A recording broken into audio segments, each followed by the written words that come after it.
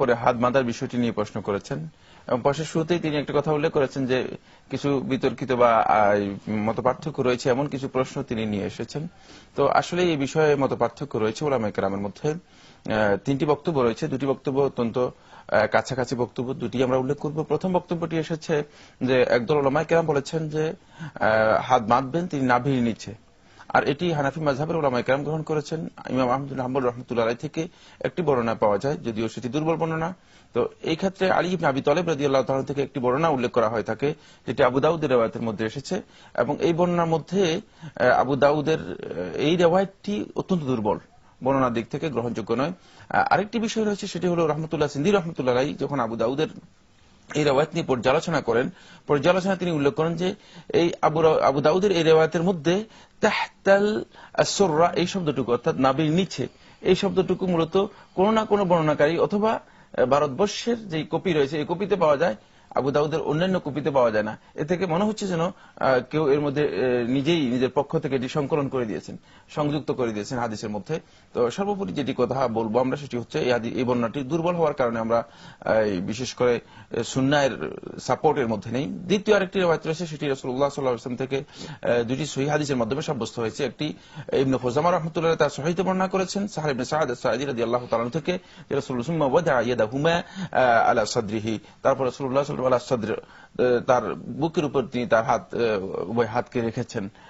তো এই যদি এই রিওয়ায়াতটাকে উলামায়ে কেরামের একদল সহিহ বলেছেন, শেখ নাসিরউদ্দিন আল-আলবানী রাহমাতুল্লাহ আলাইহি সহিহ বলেছেন, এবং এই যুগের গবেষকদের মধ্যে অনেকেই সহিহ বলেছেন, এবং আগেকার যুগের গবেষকদের মধ্যে কেউ কেউ সহিহ বলেছেন। তো এই থেকে আমরা যদি দেখি তাহলে আমরা স্পষ্ট করে বলতে পারি যেটি হলো সহিহ রিওয়ায়াত যদি চাই এবং সুন্নাহ অনুযায়ী আমরা যদি আমল করতে চাই, তাহলে উত্তম হবে সেটি হলো তিনি তার বুকের উপর হাত রাখবেন, এবং এটি উত্তম সুন্নাহর আলোকে। ভাই মোহাম্মদ মজনু মিয়া আপনি আরো লিখেছেন, ইমাম সূরা ফাতিহা পাঠ করা শেষ করলে অনেকে জোরে আমিন বলেন, আবার কেউ কেউ আস্তে বলেন। আসলে কিভাবে আমিন বলা উচিত? আমিন বলার ব্যাপারে ওলামায়ে কেরামের তাও দুটি অভিমত রয়েছে, কেউ জোরে বলেছেন, কেউ আস্তে বলার কথা বলেছেন। দুটি হাদিস রয়েছে, দুটি হাদিসই দুর্বল গ্রহণযোগ্যতার দিকে। যদি কেউ আস্তে বলেন তিনি বলতে পারেন, যদি কেউ জোরে বলেন তাও বলতে পারেন, তবে উত্তম হচ্ছে জোরে বলা, যেহেতু সাহাবীদের একাধিক সহিহ আসারের মাধ্যমে সাব্যস্ত হয়েছে। আবু হুরায়রা রাদিয়াল্লাহু আনহু থেকে সহিহ আসার দ্বারা সাব্যস্ত হয়েছে, ইবনে আব্বাস রাদিয়াল্লাহু তাআলা থেকে সহিহ আসার দ্বারা সাব্যস্ত হয়েছে। সাহাবীর বর্ণনাকে আসার বলা হয়ে থাকে। তো এই বর্ণনার মাধ্যমে সাব্যস্ত হয়েছে যে তারা জোরে আমিন বলতেন।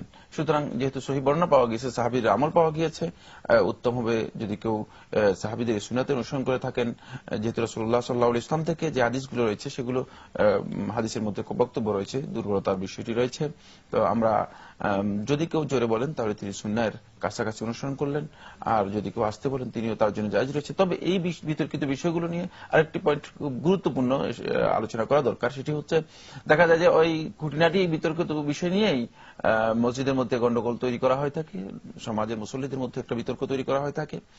এছাড়াও জটিল বিষয় রয়ে গিয়েছে, সেগুলো নিয়ে কোনো বক্তব্য নেই, অনেকে তো আমিন বলেনও না, সেক্ষেত্রে কি হবে? না, এটি সুন্নাতের মধ্যে অন্তর্ভুক্ত। ওলামায়ে কেরাম বলেছেন যে সুন্নাহের মধ্যে অন্তর্ভুক্ত। যদি কেউ না বলেন এতেও তার সালাত হয়ে যাবে, এতে কোনো সন্দেহ নেই, সালাত আদায় হয়ে যাবে। এই বিষয়টা আমি আপনার কাছে আসতে চাচ্ছি যে নামাজে আসলে মূল বিষয়টা হলো আপনার ফরজ ওয়াজিবগুলো। এগুলো আমাদের তো এইসব বিষয় নিয়ে কোনো মতভেদ লক্ষ্য করা যায় না তেমন। ফরজ ওয়াজিব নিয়ে কিছু মতপার্থক্য রয়েছে, বিষয় নিয়ে, আর মানে অধিকাংশ ক্ষেত্রে লক্ষ্য করা যায় সুন্নত নিয়ে বিষয়, সুন্নাত নিয়ে বিভিন্ন বিতর্ক রয়েছে, আলোচনা রয়েছে, মানে মতপার্থক্য রয়েছে। তবে এই সমস্ত বিষয়গুলো নিয়ে, যেগুলো নিয়ে আমরা ইতিমধ্যে বলেছি যে এক ব্যক্তি সুন্নাহ অনুযায়ী আমল করতে চান, রাসূলুল্লাহ সাল্লাল্লাহু আলাইহি ওয়াসাল্লাম যেভাবে আমল করেছেন সেভাবে আমল করতে চান, যেহেতু সলাতের মূল বিষয় হচ্ছে বা আদায়ের মূল কনসেপ্ট সেটি হচ্ছে সলাত আদায় করতে হবে রাসূলুল্লাহ সাল্লাল্লাহু আলাইহি ওয়াসাল্লাম যেভাবে আদায় করেছেন সেভাবেই। সল্লু কামা রাআইতুমুনি উসাল্লি, তোমরা সলাত আদায় করো যেভাবে আমাকে সলাত আদায় করতে দেখেছো। সুতরাং আমরা রাসূলুল্লাহ সাল্লাল্লাহু আলাইহি ওয়াসাল্লাম এর সলাত সাহাবীরা যেভাবে বর্ণনা করেছেন আমরা সেদিকে দেখব, সেই আলোকে আদায় করার জন্য চেষ্টা করব। এক্ষেত্রে যেটি সুন্নাহর সবচেয়ে কাছাকাছি এবং সহিহ হাদিস দ্বারা সাব্যস্ত হয়েছে সেই আমল করাই হচ্ছে আমাদের বাঞ্ছনীয়, এবং সেই আমল করাই হচ্ছে আমাদের জন্য উত্তম। তবে আমি আমল করছি দেখেই অন্যের উপর আমি সেটা নিয়ে বাড়াবাড়ি করা, অন্যের সাথে এবং ফাসাদ সৃষ্টি করা, বিতর্কে জড়িয়ে মসজিদের মধ্যে একটা বড় ধরনের কোন্দল সৃষ্টি করা, এই সমস্ত কাজগুলো মূলত ইসলামে কখনো অনুমোদন দেয় না। প্রত্যেককে বুঝাতে হবে, যার কাছে আজকে সুন্নাহর জ্ঞান নেই তাকে বুঝাতে হবে যে হ্যাঁ জ্ঞান নেই, মূলত অধিকাংশের কাছে জ্ঞানে নেই, তিনি শুনেন নাই যে এই বিষয়ে মানে দুইটি অভিমত রয়েছে। যেহেতু সারা জীবন তিনি জন্ম থেকে দেখে আসছেন যে লোকেরা নাভির নিচে হাত বাঁধে, সারা জীবন দেখে আসছেন যে লোকেরা আমিন বলতেছে, কেউ বলতেছে না, চুপে বলতেছে, আওয়াজ করছে না, নীরবে বলছে। সুতরাং ওই ব্যক্তি জানেনই না আসলে যে আমিন জোরে বলতে হয়। তো এই জন্য তাদেরকে দোষারোপ না করে তাদেরকে বোঝানোর জন্য চেষ্টা করতে হবে, তাদেরকে বলতে হবে যে সুন্নাহর মধ্যে এই ধরনের বক্তব্য রয়েছে। এবং আমরা আশা করি সত্যিকার অর্থে একজন ইমানদার ব্যক্তি যার অন্তরের মধ্যে ইমান রয়েছে, বিশেষ করে রাসূলুল্লাহ সাল্লাল্লাহু আলাইহি ওয়াসাল্লামের ভালোবাসা যার অন্তরের মধ্যে রয়েছে, যিনি ভালোবাসার দাবি করেন যে আল্লাহ রাসূল সাল্লাল্লাহু আলাইহি ওয়াসাল্লামকে ভালোবাসেন, তিনি তার হাদিসের আমল করবেন না, এটি কোনোদিন হতে পারে না। কারণ ভালোবাসার দাবি হচ্ছে তিনি হাদিস অনুযায়ী আমল করবেন। তাই আমরা যদি এভাবে বুঝাই তাহলে হয়তো বোঝানোর মাধ্যমে লোকেরা বিষয়টি উপলব্ধি করতে পারবে এবং সেটি নিজেদের আমলে আনতে পারবে। আল্লাহ তাআলা আমাদেরকে এবং তাদেরকে সকলকেই তৌফিক দান করুন। আমরা খুবই জীবন ঘনিষ্ঠ একটি বিষয় সম্পর্কে আপনার কথা শুনছিলাম। তো আমরা তো জানলাম যে নামাজে আমাদের সবচেয়ে বেশি গুরুত্ব দিতে হবে ফরজ ওয়াজিবের ব্যাপারে, আর সুন্নতের ক্ষেত্রে নানা আমরা মত পথ পাই এবং অনেক ক্ষেত্রে অনেকে জানেনও না। জি জি, না জানার কারণে হয়তো একভাবে নামাজ পড়ছেন। তো না জানার কারণে সুন্নতের ব্যাপারে কোনো যদি কেউ আপনার নাও পড়ে নামাজ তো হয়ে যাবে, কিন্তু এটা কেন্দ্র করে যে একটা ফ্যাসাদ সৃষ্টি হয়, নামাজ শুধু সম্পূর্ণ হয়ে যাবে যদি এই ব্যাপারে শেখুল ইসলাম মুহাম্মদ ইবনে সালেহ আল উসাইমিন রাহমাতুল্লাহ আলাইহি এই যুগের অন্যতম মুজাদ্দিদ এবং মুজতাহিদের মধ্যে একজন ছিলেন। তিনি তার বক্তব্যের মধ্যে বলেছেন, জাহেল ব্যক্তি যদি কোন কারণে এই ধরনের আমল তরক করে থাকে তাহলে তার সলাতের মধ্যে আল্লাহ রাব্বুল আলামিন সলাত হয়ে যাবে এবং সলাতের মধ্যে আল্লাহ রাব্বুল আলামিন তাকে ঘাটতি কম দেবেন না। যেহেতু আসলে সেই বিষয়টি বিধান সম্পর্কে জানে না, জাহেলের হুকুম হচ্ছে এই পর্যায়ের। তবে কিছু কিছু ক্ষেত্র রয়েছে যেগুলোর ক্ষেত্রে জাহালত, মূর্খতা মানে ওজর হিসেবে গ্রহণযোগ্য হবে না, এক্সকিউজ হবে না।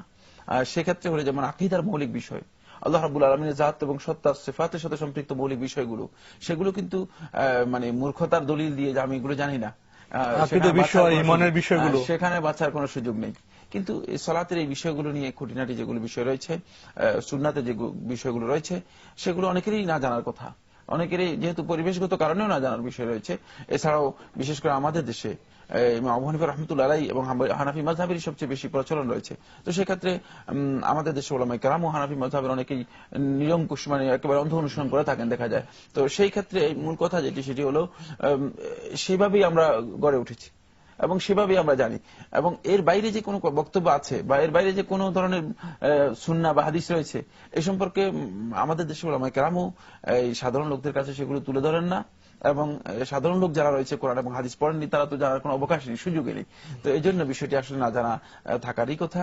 তো এই জন্য আমরা বলবো যে আসলে আলেমরাও যারা পড়ালেখা করেন তাদেরও উচিত যে এর বিপক্ষে কিছু হাদিস রয়েছে, বা একটি বিষয়ে তিনটি হাদিস থাকলে, তিনটি মত থাকলে তিনটাই বলা দরকার, সেটি লোকদের কাছে তুলে ধরা উচিত এবং লোকদেরকে বলা উচিত এই কথাটুকু মানে হাদিসের সবচেয়ে কাছাকাছি এবং সহিহ। তাহলে তিনি সহিহ যেটি সেটি আমল করার একটা সুযোগ পাবেন এবং মানুষের কাছে তাদের এক ধারণা, একটি আমাদের সাথে অনেক বাইরে বিষয় নিয়ে শেয়ার হয়েছে, আলোচনা হয়েছে। তবে সেই ক্ষেত্রে তারা বলতে চাচ্ছেন একদল লোক যে এই ক্ষেত্রে ফিতনা সৃষ্টি হবে। আমি বলি না, ফিতনা সৃষ্টি হবে না, যেহেতু হাদিসের কথা বললে ফিতনা সৃষ্টি হওয়ার সামান্যতম অবকাশ নেই। কারণ আমি আমার বক্তব্য দিচ্ছি না, তো আমার বক্তব্য যদি মানুষের উপর জোর করে চাপিয়ে দিতাম তাহলে সেখানে ফিতনা সৃষ্টি হতো। আর আমি ফিতনা সৃষ্টি না করলে তাহলে ফিতনা সৃষ্টি হবে কেন? এর অর্থ হচ্ছে আসলে আমরা নিজেরাই ফিতনা সৃষ্টি করার জন্য বলি যে ফিতনা সৃষ্টি হবে।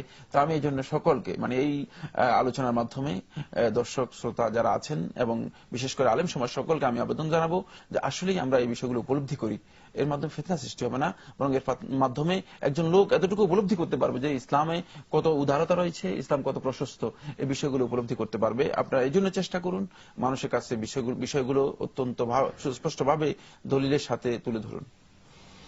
আপনার কথা সূত্র ধরে যে বিষয়টি আমি আপনার সামনে পেশ করতে চাচ্ছিলাম সেটা এরকম যে একটু আগে তো আলোচনা আপনি বললেন যে সুন্নতের কোনো কোনো ক্ষেত্রে বৈচিত্র্য আছে, তো যে যেটি ভালো মনে করেন পালন করবেন, নামাজে কোনো অসুবিধা হবে না। এমনকি না জানার কারণে কেউ যদি কোনো সুন্নতের বিষয় না করেন তারও নামাজ হয়ে যাবে। একটি বিষয়, সুন্দর বিষয়, এখানে শান্তির বিষয়। কিন্তু অনেক ক্ষেত্রে দেখা যায় ছোটখাটো বিষয় নিয়ে অনেকে, যেটা আপনি একটু বললেন যে মসজিদে বেতনরা নিয়ে পাড়ায় মহল্লায় লেগে যায়, উনি এই গ্রুপ, উনি এই গ্রুপ, যে ফাসাদ, এটা তো বড় গুনাহ। তাহলে আমাদের বোধহয় সে ফাসাদ থেকে বিরত থাকা উচিত। তা তো উচিত না, ওয়াজিব, সেটি বাধ্যতামূলক। কারণ ফাসাদ করার কোনো অবকাশ নেই। আমরা কিসের ভিত্তিতে ফাসাদ করব? কারণ আমি যে বক্তব্যকে মানে কোরআন এবং হাদিস অনুযায়ী হক মনে করি সেটি আমি আমল করবো। আমি অন্যকে সেই অনুযায়ী চাপ সৃষ্টি করতে পারবো না, তাকে বুঝাতে পারবো, বলতে পারবো। এবং সে তার বক্তব্য অনুযায়ী আমল করবে, তাকে যতক্ষণ পর্যন্ত সেই বিষয়ে কনভিন্স না হন তাকে কনভিন্স করতে হবে। আর কনভিন্স করার জন্য আমাকে কোরআন এবং হাদিসের দলিল দিয়ে সেটা বুঝাতে হবে, জ্ঞানের পথে যেতে হবে, ধৈর্যের পথে যেতে আলো হবে, দিতে হবে, তাকে আলো ঝগড়া দিতে হবে। বিবাদ নয়। জি। প্রিয় দর্শক, আমরা খুবই জীবন ঘনিষ্ঠ একটি বিষয় নিয়ে কথা বলছিলাম। ভাই মজদুমি, আপনি আরো লিখেছেন অনেকে রুকুতে যাওয়ার আগে এবং রুকু থেকে উঠে দাঁড়ানোর সময় দুহাত উপরে কাঁধ বরাবর ওঠায়, আবার অনেকে ওঠান না, আসলে কোনটি সহি? রফুল ইয়াদাইন সম্পর্কে বলেছেন, এটাকে রফুল ইয়াদাইন বলা হয় থাকে, এবং রফুল ইয়াদাইনের এই হাদিসগুলো রাসূলুল্লাহ সাল্লাল্লাহু আলাইহি ওয়াসাল্লাম থেকে মুতাওয়াতির বর্ণনা অনুযায়ী সাব্যস্ত হয়েছে। মুতাওয়াতির হচ্ছে হাদিসের একটি পরিভাষা, মানে যে হাদিস এত সংখ্যক রাবি বা বর্ণনাকারী বর্ণনা করেছেন, যাদের মানে একসাথে বর্ণনা কোনো অবস্থাতেই মিথ্যা হওয়ার বা ভুল হওয়ার কোনো অবকাশ নেই, সুযোগ নেই, এত বেশি সংখ্যক বর্ণনাকারী রেওয়ায়েত যদি একসাথে আসে, এটাকে বলা হয় তাকে মুতাওয়াতির রেওয়ায়েত। এবং এই রেওয়ায়েতগুলো সৈয়দ সাবিক রাহমাতুল্লাহ আলাইহি তার ফিকহ সুন্নাহর মধ্যে উল্লেখ করেছেন। প্রায় 55 জন সাহাবী বর্ণনা করেছেন রফুল ইয়াদাইন হাদিসগুলো। এবং সর্বপ্রথম এই বিষয়ের উপর ইমাম বুখারী রাহমাতুল্লাহ একটা কিতাব লিখেছেন, জুজ উ রফুল ইয়াদাইন, শুধু হাদিসের সংকলন। সেখানে প্রায় 260টি হাদিস উল্লেখ করেছেন, প্রত্যেকটি হাদিসই রফুল ইয়াদাইন সম্পর্কে, মানে হাদিস রাসূলুল্লাহ সাল্লাল্লাহু আলাইহি ওয়াসাল্লাম থেকে হাদিস দ্বারা সাব্যস্ত হয়েছে। সুতরাং এই রফুল ইয়াদাইনের বিষয়টি মূলত আমাদের বিশেষ করে হানাফি মাযহাবের উলামা কেরাম গ্রহণ করেননি, যেহেতু ইবনে মাসউদ রাদিয়াল্লাহু তাআলা থেকে একটি দুর্বল বর্ণনা পাওয়া যায়, যে বর্ণনার মধ্যে এসেছে যে ইবনে মাসউদ রাদিয়াল্লাহু তাআলা এটি করতেন না। এবং আবু হানিফা রাহমাতুল্লাহ আলাইহি একটি রিওয়ায়াত বর্ণনা করেছেন, যে রিওয়ায়াতটাও ইবনে মাসউদের সূত্রেই এসেছে, যেখানে বলা হয়েছে যে রফি ইয়াদান করার কথা করা হয়নি, উল্লেখ করা হয়নি। আমরা ছোট একটা বিরতি নিয়ে আবার আপনার কাছে ফিরে আসছি। প্রিয় দর্শক, সময় হলো বিরতির, আমরা ফিরছি একটু পরে, আমাদের সাথেই থাকুন। আল্লাহ আমার রব, এই রবি